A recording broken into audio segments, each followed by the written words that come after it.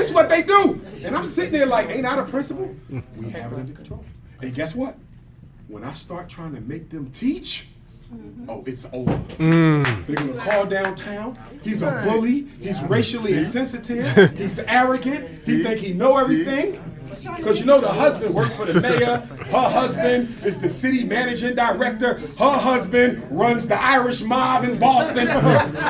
Shut up! You see? And so guess what? After 6 months, I'm out of a job. I didn't do nothing wrong except try to make white teachers teach. But the white teachers mafia wasn't having it. A lot of times good principals get a bad rap because they put us in schools and don't let us lead. You know you got teachers in there who don't want to do no damn work. But because they belong to the union, the teachers union, who fights for their members, who builds their reputation on keeping lazy people employed, I lose my job. And she don't. Because in most school districts, the principals union is a whole lot smaller and a whole lot weaker than the teachers union. I see how that works. So, behavior plan. When your child goes to a new grade, there needs to be a new behavior plan. I talk to y'all on the phone, I say, do he got a behavior plan? Yeah, they did one in 2nd grade. What grade are you in now? 8th. He's not even the same boy no more. He got tattoos, locks, a beard. Shut up! You see what I'm saying? Every time your child changes, I don't care if the behavior plan was done yesterday. Your child just got transferred to a new school or a new class in the same school. Same school, new teacher, new behavior plan. Why, Dr. Umar? Because behavior is a function of where it happens and the consequences that follow. Setting and outcomes dictate behavior. So you can't let them play you by bringing last year's behavior plan to this year's classroom. Make them do it over. Make them do it over. Now, I'm really upset with our parents though. You know why? Because y'all not organized to fight for change in these schools. Do y'all know y'all can get anything y'all want if y'all just came together? Why don't y'all ever come together and meet? I help you out, and you ain't got to break the law. You can stay within the law and make the changes that are necessary. Our kids are catching hell in these schools because we're not fighting for this. On Sunday, I'm in Kansas City. Some of y'all might have heard of this. There's a high school in Kansas. It's like Norwood, 5 blacks, right? I'm sorry, 2.5 blacks. Right. So check this out. Last Monday, a black sister, she's a sophomore, 10th grade, 15, got into an argument with a white boy, 15. White boy called her the N-word, broke her nose. Yeah, I saw the video. I saw the video. Yeah. She got 5 days of suspension. The white boy got 3. Get out of here. Get out of here. So when I get to Kansas City on Sunday, I'm trying to organize a meeting with the students because the students started an organization to deal with the racism in that high school that's been going on for years. So I'm going to meet with the students, but I also want to meet with the parents.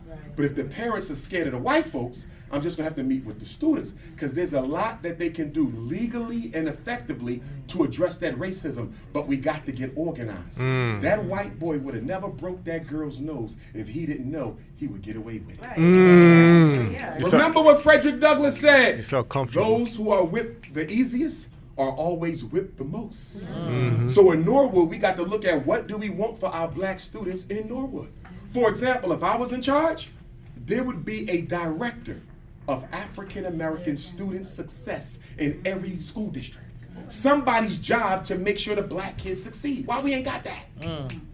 Why we ain't got that? That's a position y'all should be fighting for, and I would dictate that that person is hired by the parents themselves. Small things that y'all can do. All the special ed parents, y'all need to be meeting every month. If your child got an IEP, y'all need to be meeting every month so we can know how often the special ed kids are being suspended. We can know how much time they missing from the regular classroom. Let's talk about that for a minute. There's a clause in the federal law. I don't want you to forget this. If your child got an IEP, you better write it down. It's called least restrictive environment. Let me tell you what this means. Least restrictive environment. What this means is special education is actually a form of segregation. Are y'all following me? We're not segregating them based on race. We're segregating them based on perceived disability. Why did I say perceived disability? Because they may not really. Because they might not really have one. This is just a perception. Are y'all with me? Yep. So, Raekwon has a math disability, right? If Raekwon has a math disability, Raekwon should only be in special ed for what class? Math. And if Shaquita got a reading disability, she should only be in special ed for what class? So why is Raekwon in special ed for math, for reading, for art, for recess, for bathroom, for gym? Are y'all following me? Your child reports to a segregated class at the top of the morning, and your son leaves school in a segregated class at the end of the day. That is a violation of federal law. Least restrictive environment says your child should only be in special ed to the extent necessary in order to learn. For example, your son got a reading disability. I say, how much time do you think he needs to be in the special ed receiving reading help? You say, my son only needs 60 minutes a day. That's it. My son only needs 60 minutes a day. So we're going to call an IEP team meeting and tell them he only needs 60 minutes a day. That's it. You know why they put him in here all day? It's easier for the teacher's schedule. Because they block schedule everything. So it's easier to just put your kid in there all day. They're not thinking about your child. Nope. So everything they told you at the IEP meeting, how he's going to get all this special help and special support, you think they remembered any of that crap when he showed up for the first day of special ed? They threw his ass in the class all day. So I need y'all to know, if your child is in special ed longer than what you think they need, you better call an IEP meeting, because that's a violation of LRE. They are overly segregating your child. That is against the law. Y'all better be fighting for your babies. Don't put them in special ed if you ain't going to fight for them. Then let me give you the other clause, and then I'm going to wrap it up so we can do some questions. The other clause is FAPE, free and appropriate public education. FAPE, free and appropriate public education. We know what free means, right? If your disabled child needs something in order to learn, they do not pay for it. It's free. Your child is deaf, they need a certain type of a hearing device. The IEP team got to pay for it. Your child got a problem holding his pencil, buttoning his buttons, tying his shoes. He has an occupational therapy impairment. He's going to get OT. You don't pay for it. Your child is stuttering when he talks. He's going to get speech therapy. You don't pay for it. And do you know why you don't pay for it? Because the minute you signed them up for special ed, their name went into a computer. That name got transferred to the Massachusetts State Department of Education, and by the end of the month, your son's school got a welfare check with his name on it. Are y'all following me? So the reason you don't pay for no services is because special ed is a subsidized program. Are y'all feeling me now? Now, we know what free means. But guess what? Sometimes they'll hustle y'all out of the faith. Let me give you an example. Your son got a little bit of a comprehension problem. He got an IEP. Principal pull you to the side of principal and say, hey, guess what? The University of Massachusetts has a reading program that they're going to carry out at our school after school. But it's going to cost $75 a week. We think you should sign your son up for that school because it could really get him to where he needs to be. But guess who's supposed to pay for it? The school. They told you to pay for it. And you know what you're supposed to say? Thank you for letting me know my son needs that program in order for his IEP to be appropriate. Y'all gonna pay for it. See how that work? You see how that work? Same thing when they say your son can't sit still. We need you to come sit with your son. Your son got an IEP, you're not sitting with nobody. If my son needs a one-on-one aid, you're gonna write that into the IEP as a related service. And you're gonna find somebody and pay somebody out of my son's special ed subsidy to sit with him. You don't go sit with no special ed kid all day. And guess what? You write a letter and say, y'all called me up there to sit with my son 10 times. That's proof he needs a one-to-one aid. I need to know when the one-to-one aid is going to start. And if he gets into some major trouble before he gets a one-to-one aid, you know what's going to happen at that manifestation determination. No, no. You let them know that. Don't let them play you. You play them right on back. They got extra money. Make them use it for your child. We never make them use the special ed money for the special ed kids. Now let's talk about appropriate, the letter A. Free and appropriate public education. What is appropriate? Let me tell you what the courts say about appropriate. You ready for what the federal court said?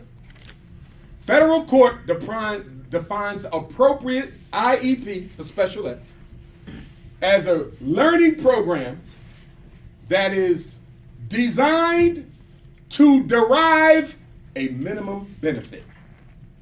Did y'all hear what I just said? Bottom line, they don't have to give your child the best program.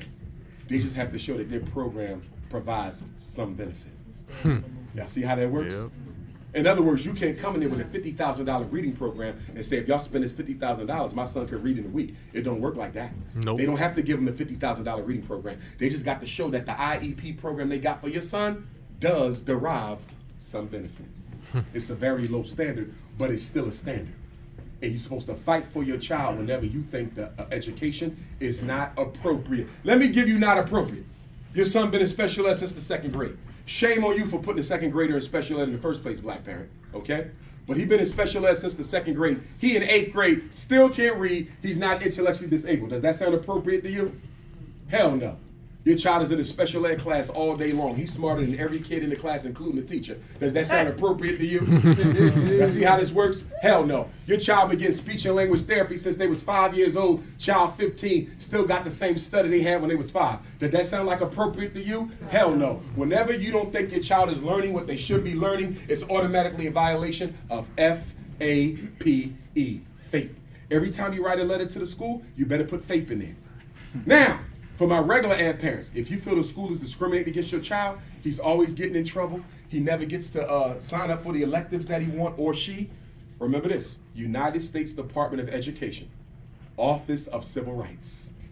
United States Department of Education. My Norwood parents, because there's only 5 of them. United States Department of Education, Office of Civil Rights. You can file a complaint with the U.S. Department of Education, Office of Civil Rights, racial discrimination and publicly funded programs. They will come to Norwood, they will come to Boston, they will investigate your accusation, and they will decide whether or not what you claim to have been racism, whether it was racist or not.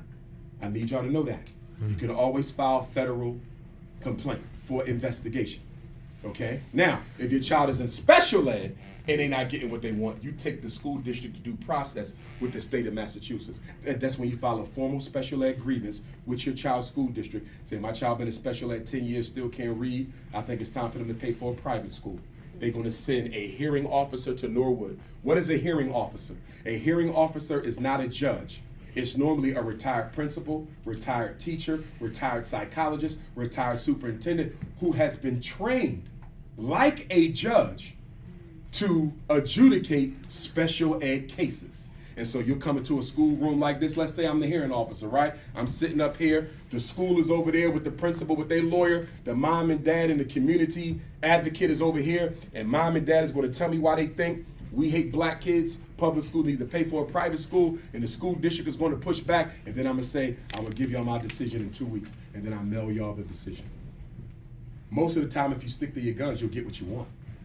Most of the time, if you stick to your guns, you will get what you want. What happens if you don't get what you want? Let's say the hearing officer rules against you. You wanted a private school, they say no, you think they was in cahoots with the school, now you got to get a royal lawyer because it's time to go to regular court. Up until due process, you can handle it yourself. You can even handle it yourself in regular court too. But at that point, I recommend you get a lawyer. Now, people always ask me, Dr. Umar, should I get a lawyer or should I take care of this on my own before it gets to court? We're talking about the process, right? I recommend you do it yourself in the initial stages. You know why? Because I've seen lawyers sell parents out. I've seen special ed attorneys sell parents out where I'm like, you should have just fought this case yourself. You would have did better at the hearing with the hearing officer by yourself than let that person do what they did because they didn't fight for your child at all. Remember, lawyers got a whole bunch of cases, and they're always looking for the cases that they're not going to put no work into so they can close them out real quick. And you also got to keep in mind, lawyers don't like to sue school districts. Why? Because school districts are the largest employers in many states. Boston Public Schools probably employs more people than the state of Massachusetts as a government. So lawyers don't like to go to war with school districts because one day they might can make some money with the school district. See how that go? So when you're talking to these lawyers, if you don't feel in your heart that they're going to fight for your child, I would not get them. I would pass, and I would get my own. And if any of you thinking about going back to school for something, consider educational law. I'm telling you, go to law school and become an educational attorney. We don't have a single major black educational attorney in this country. You know where I'm going to be January the 31st? We're going to be down in Florida. Some of y'all saw me